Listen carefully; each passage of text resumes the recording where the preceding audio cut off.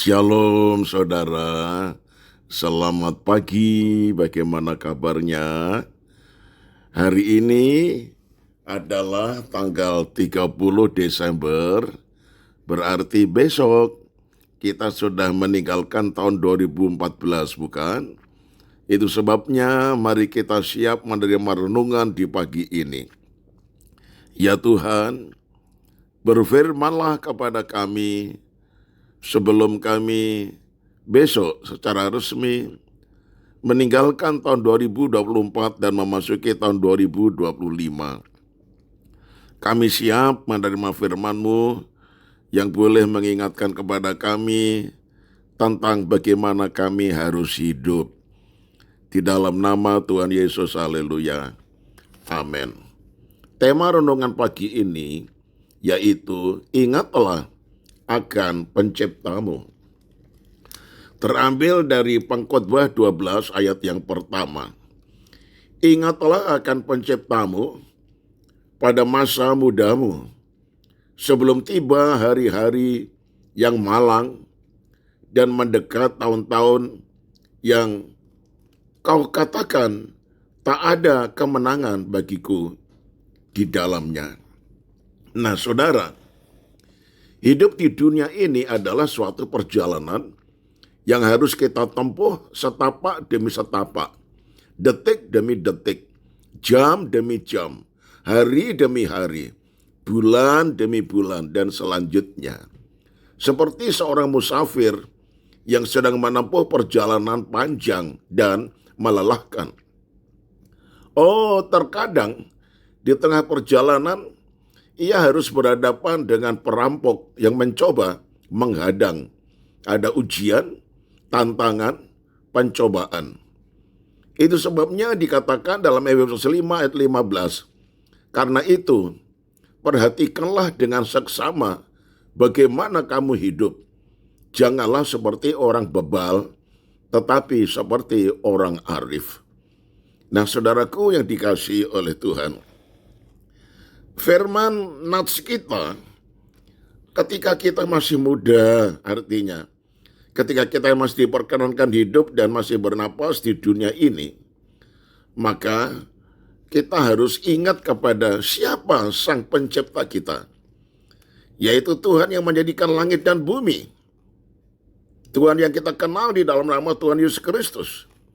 Ingat akan Dia berarti membina persekutuan terus menerus, hari demi hari, sepanjang jalan kehidupan kita sampai akhir hidup kita. Apa sebabnya? Karena di tengah perjalanan, kadang-kadang ada hari-hari di mana kita mengalami suatu pergumulan yang begitu berat, yang bisa mengancam keselamatan jiwa kita. Dan hanya Tuhan Yesuslah yang mampu memberikan pertolongan.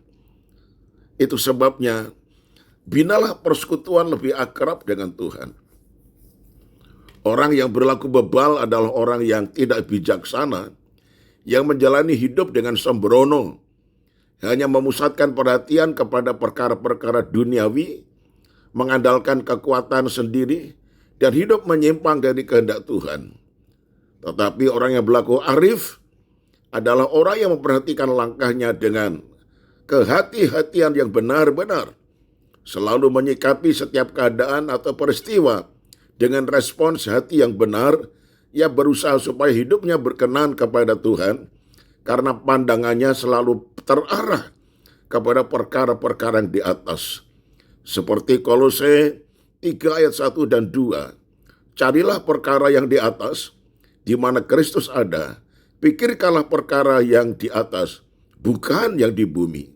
Nah, saudaraku yang kekasih, sehingga orang yang demikian tidak asal menjalani hidup, tetapi memperhatikannya dengan seksama, agar tetap hidup di jalan-jalan Tuhan, yang menghargai waktu sebagai berkat yang sangat berharga dari Tuhan. Menghargai waktu berarti menggunakan waktu dan kesempatan dengan sebaik mungkin. Mengapa kita harus menggunakan waktu dengan sebaik mungkin? Karena hari-hari ini adalah jahat. Efesus 5 ayat 16. Sepanjang tahun 2024 yang satu hari lagi akan berlalu. Tak terhitung banyaknya waktu dan kesempatan yang mungkin telah kita biarkan berlalu begitu saja tanpa makna. Kiranya memasuki tahun 2025, kita akan sadar sehingga waktu-waktu yang merupakan kesempatan itu tidak kita sia-siakan untuk mencapai hal-hal yang positif demi kemuliaan Tuhan. Saya tutup dengan kalimat ini, saudara.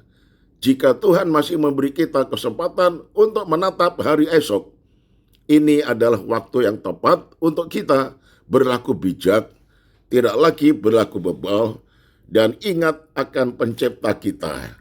Tuhan Yesus memberkati. Amin. Kita satu di dalam doa. Ya Tuhan, kami mau senantiasa sadar dan ingat bahwa kami adalah ciptaan Tuhan. Engkau telah datang ke dunia untuk menebus dosa-dosa kami. Sampai Engkau rela mati di atas kayu salib Golgota. Itu sebabnya ya Tuhan, kami sadar supaya hidup kami ini kami serahkan di dalam tangan Tuhan. Selalu ingat Engkaulah pencipta kami. Engkaulah empunya nyawa dan kehidupan kami. Engkau adalah masa depan kami. Itu sebabnya ya Tuhan, kami membina persekutuan lebih akrab lagi dengan Tuhan. Ya Roh Kudus, Roh penolong kami, kuatkanlah kami. Berikanlah kami semangat dan tekad memasuki tahun baru dengan penuh hati-hati. Tidak ada satu hari pun yang kendor, yang tidak bersekutu dengan Tuhan. Segala pujian dan hormat bagi kemuliaan nama-Mu. Di dalam nama Tuhan Yesus kami sudah berdoa. Haleluya. Amin. Nah, shalom saudaraku, selamat pagi. Tuhan Yesus memberkati. Sampai ketemu esok hari. Amin.